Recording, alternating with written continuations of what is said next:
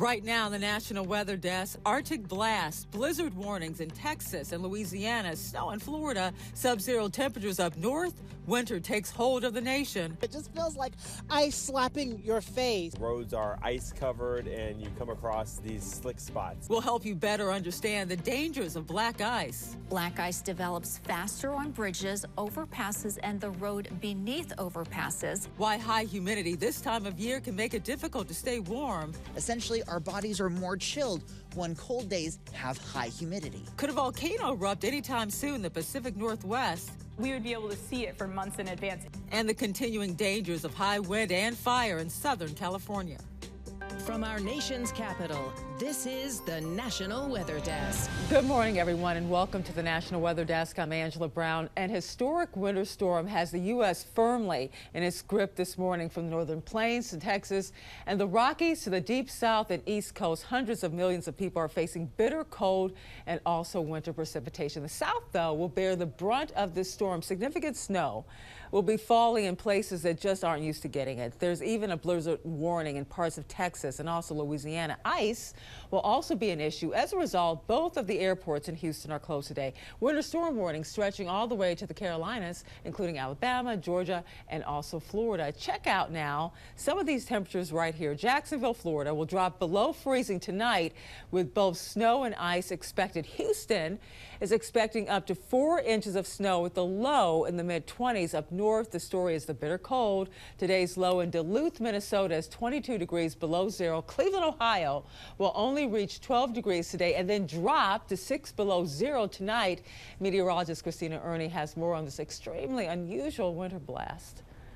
Good morning. A rare snowstorm underway across the region, actually snowing right now in portions of Houston and Louisiana, all the way through the Gulf states both today and tomorrow. Snow is falling, impacting areas from Texas all the way into the Carolinas. Winter weather alerts are extending from Texas through the southern states, including the Florida Panhandle, the Carolinas through early tomorrow morning, and a rare, never before seen blizzard warning in Louisiana. Now, several inches of snow, of course, slowing down travel for the next 24 to 36 hours. Causing serious issues as this progresses its way further east, and potentially seeing some record snowfall in some areas through early Wednesday morning, several inches to half a foot or more in some states, and also some of the coldest temperatures in these areas, and that extends through portions of the Midwest.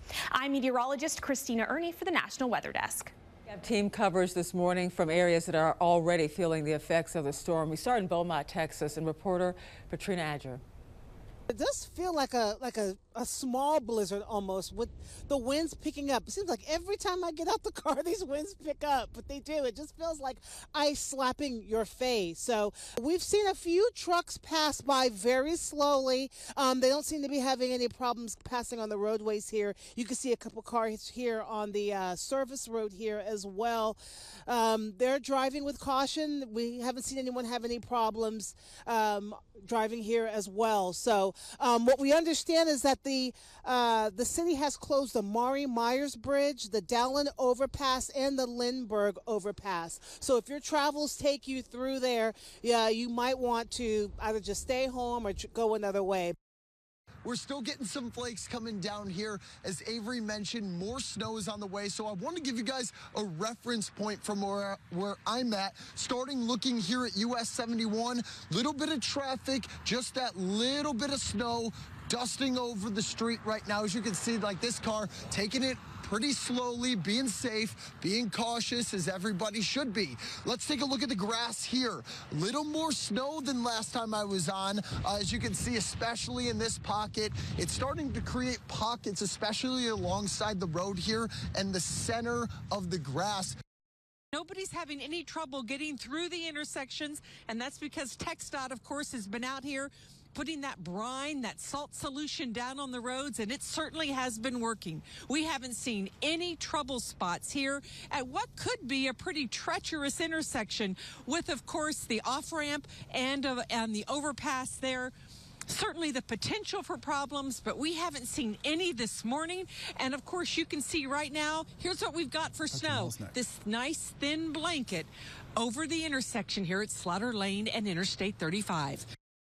You could tell right in front of us Once you get off the major interstates, that's when it starts to get a little bit more dicey, and roads are ice covered and you come across these slick spots. So TxDOT doing a great job on keeping the major interstates mainly just wet, but you do have to watch out for those little black ice spots, especially on the bridges and overpasses. But for the most part, it is pretty good on the interstates. Well, as the storm moves east, it will hit much of the Gulf Coast, including the Florida Panhandle. Hannah James is in Pensacola with a look at how officials there are preparing and a warning to stay off the roads. The city of Pensacola is treating select roads with a dry de-icer mix and sand. Those roads, chosen specifically by first responders, lead to hospitals and critical care facilities. It's very unusual and it's historical, and we are in Florida. So we are not prepared as other areas are for this event. And because of that, we really have to encourage everyone to stay home. All public works employees are being brought in to work Tuesday and Wednesday. Both the Pensacola Police and Fire Departments have upped staff from their daily schedules. Are you concerned at all about any slip and sliding that might happen on the roadways? We are very concerned about that. And we're not prepared for that in Florida.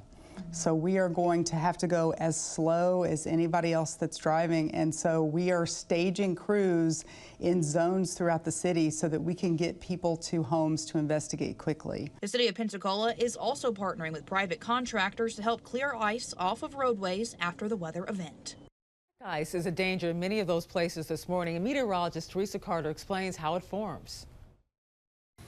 Black ice is a thin coat of highly transparent ice, making it nearly impossible to see. It's called black ice since it looks black, like the color of the road pavement it forms on. If the temperature rises above freezing or the sun comes out during the day, any snow on the ground will slowly melt and cause road surfaces to become wet. If the temperature then drops below freezing while the ground is still wet, black ice will likely form on paved surfaces due to the refreezing. It forms most commonly at night or in the early morning hours when the temperatures are at the lowest or when the sun is not around to warm the roads.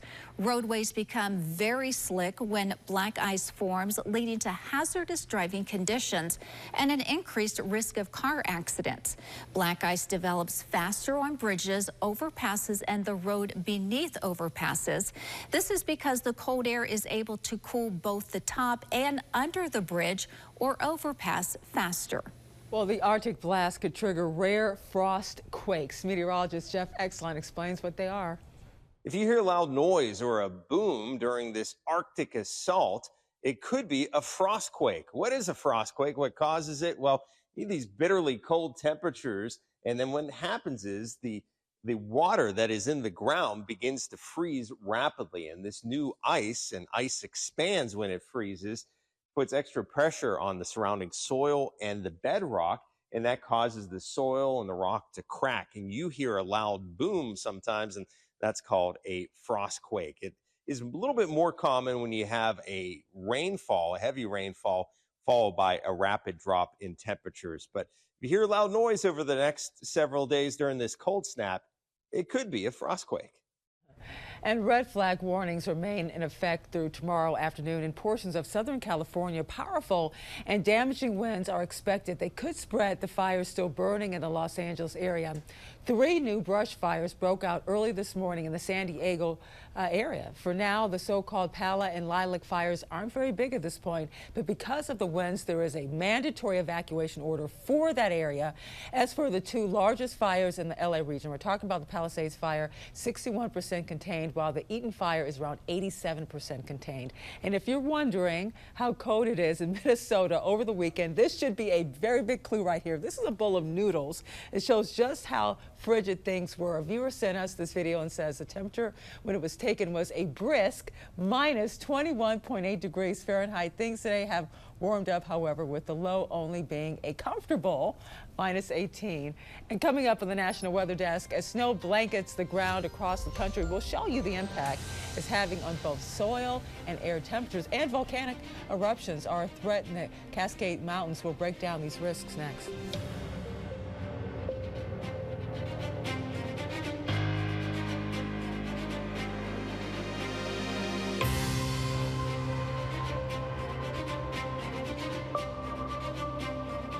You are watching the National Weather Desk.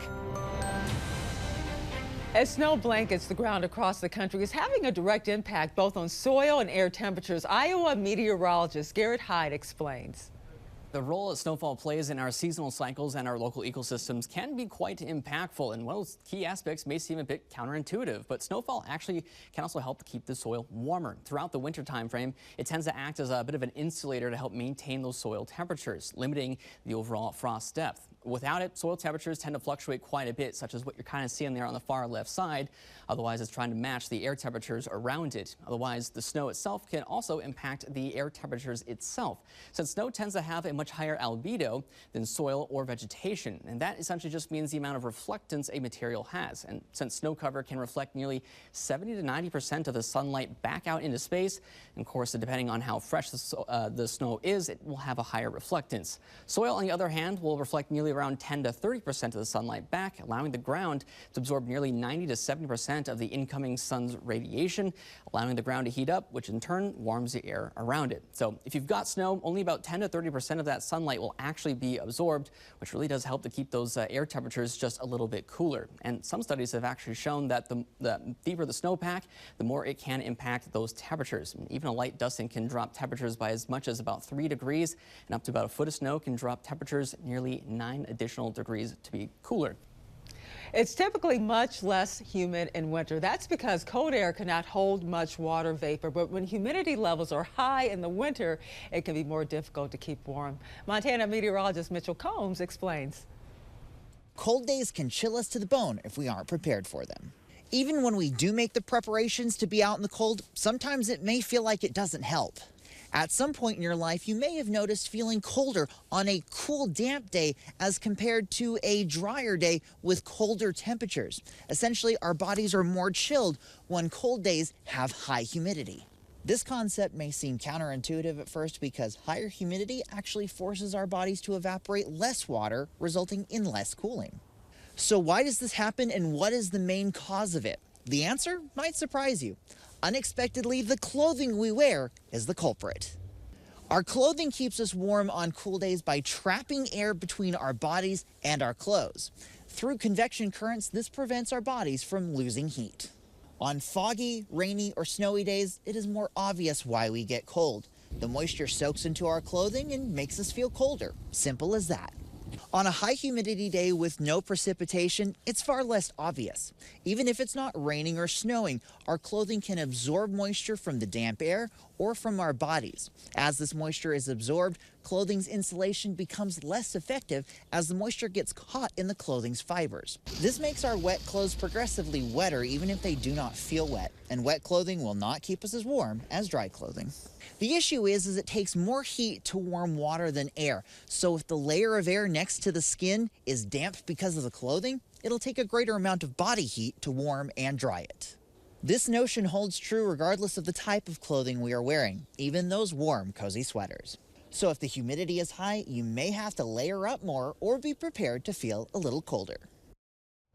More now on that extreme dry air. As heaters work overtime in the winter, it's important to make sure the humidity levels in your home do not get too low. Wisconsin meteorologist Audrey Lee explains why.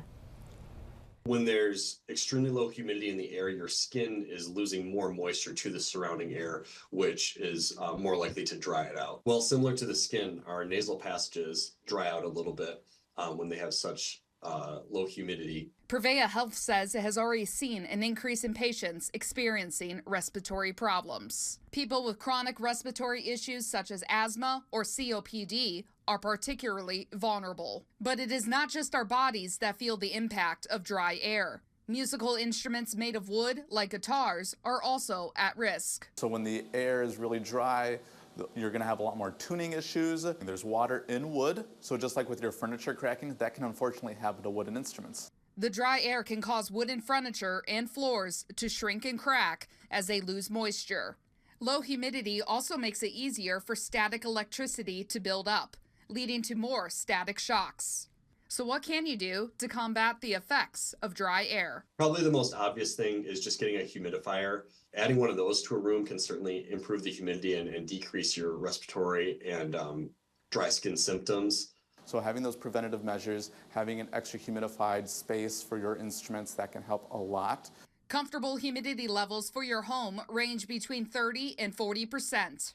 Whether it is for your health, your home, or your hobbies, adding a little moisture into the air can go a long way during these bitter cold days.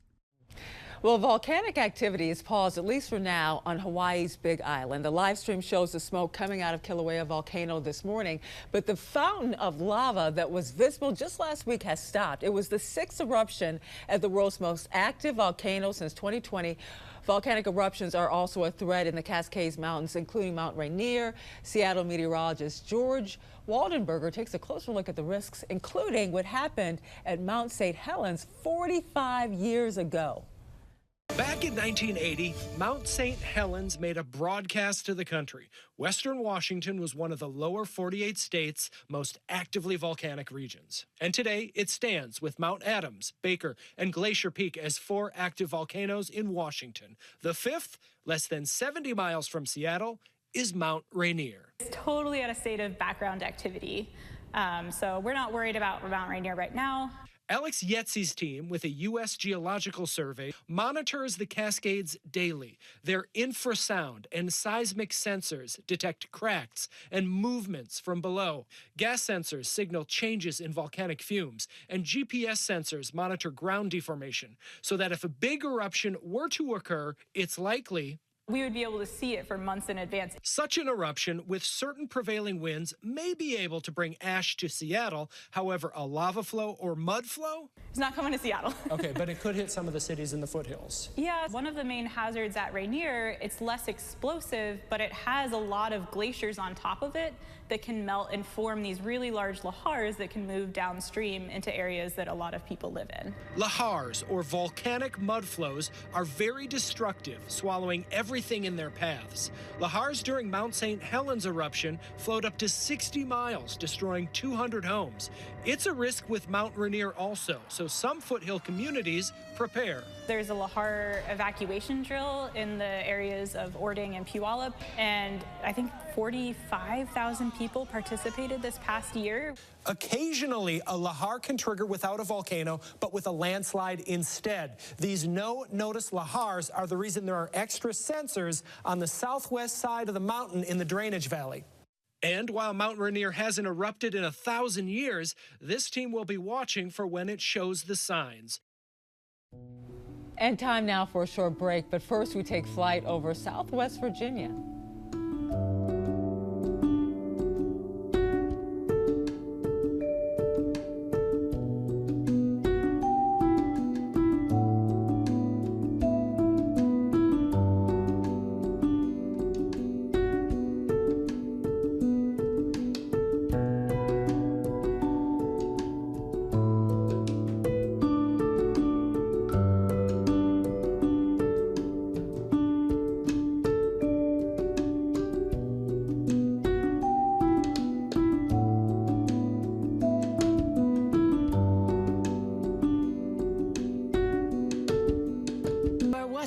The National Weather Desk.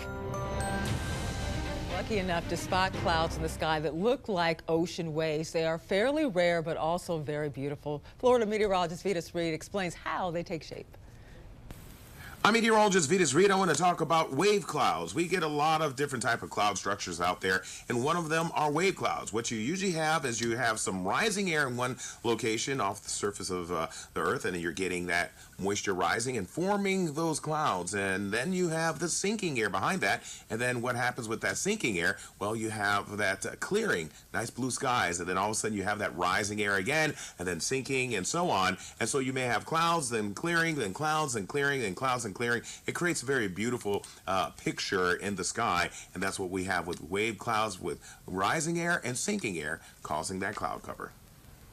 And looking for more weather content, be sure to check us out on social media. We post all the latest weather news and videos. You can find us on all your favorite social media platforms, including Facebook, YouTube, Instagram, X, TikTok. Just search the National Weather Desk or scan the QR code on the bottom left corner of your screen. We'll be right back.